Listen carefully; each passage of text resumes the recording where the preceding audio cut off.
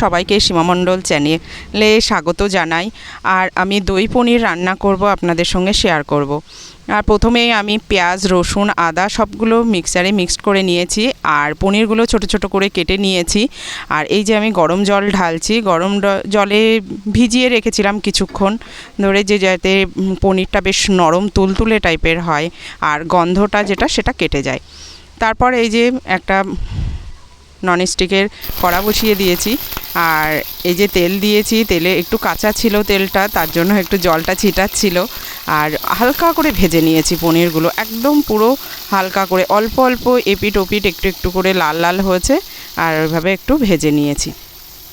পনিরগুলো বেশ নরমও হয়ে গেছে, বেশ খানিকক্ষণ গরম জলে ভিজিয়ে রাখলে বেশ কি সুন্দর নরম হয়ে যায় পনিরগুলো, আর খেতেও একটা অন্যরকম টেস্ট লাগে। তারপর পনিরগুলো আমার ভাজাও হয়ে গেছে, এবার পনিরটা তুলে নেব।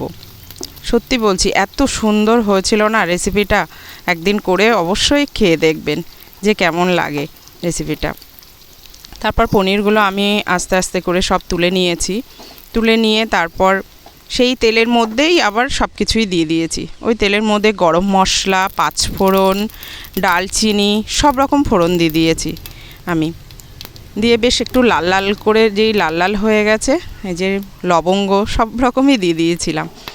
এবার বেশ লাল লাল হয়ে যাবে, একটা সুন্দর গন্ধ বেরোচ্ছিল যখন এটা ফোড়নটা দিচ্ছিলাম। তারপর পেঁয়াজ, রসুন, আদা বাটা, ওর সাথে জিরে বাটা ছিল, আবার কাঁচা লঙ্কা বাটা, সব রকম দিয়ে এগুলো বেশ তেলে বেশ কষে নেব তেলটা।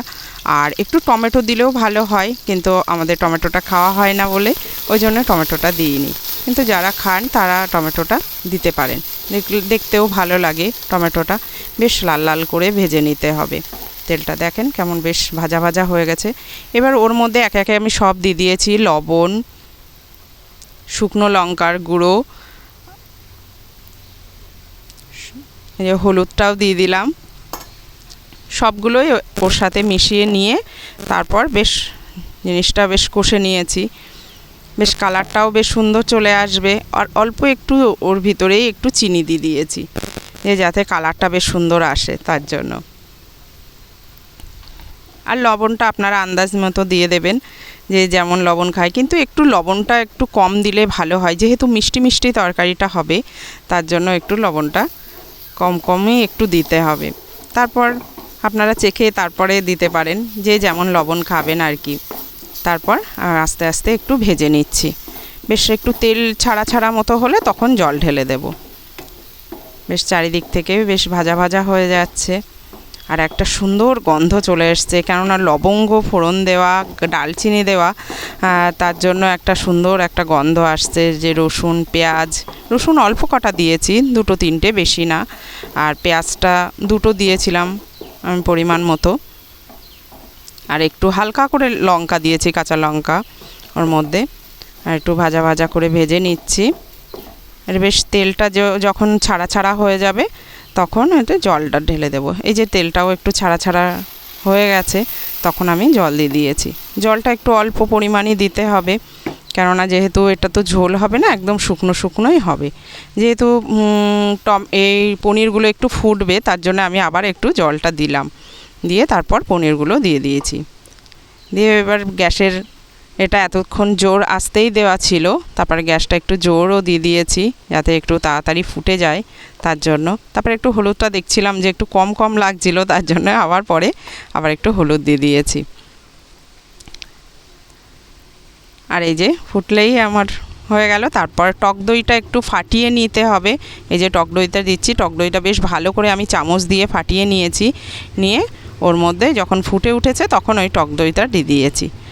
একটু টক দইয়ের পরিমাণটা একটু বেশিই দিতে হবে, কেননা টক দইটা দিলেই একটু বেশ ভালো লাগে, ফ্লেভারটা সুন্দর আসবে, তার জন্য এটা টক দইয়ের পরিমাণটা একটু বেশিই দিতে হবে। আর এই যে ফুটে গেছে আমার, আর অল্প একটু ফুটবে, তারপর পরই আমি নামিয়ে দেব।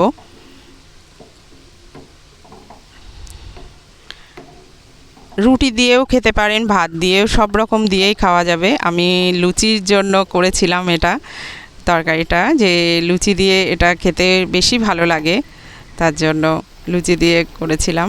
এই যে আমার ফুটছে, এবার নামিয়ে দেব। বেশ ঝোলটা ঘনও হয়ে এসছে, আর বেশি ফুটাবো না। তার মধ্যে আমি টেস্ট করে দেখেছি যে আমার লবণ চিনি সব কিছুই ঠিকঠাক আছে। এই যে ফুটে ঘন হয়ে এসছে, এবার নামিয়ে দেব। তাহলে আমার রেসিপিটা কেমন লাগলো কমেন্টের মাধ্যমে অবশ্যই জানাবেন। আবার একটা নতুন রেসিপি নিয়ে হাজির হব। ততদিনে সুস্থ থাকবেন, ভালো থাকবেন, টাটা।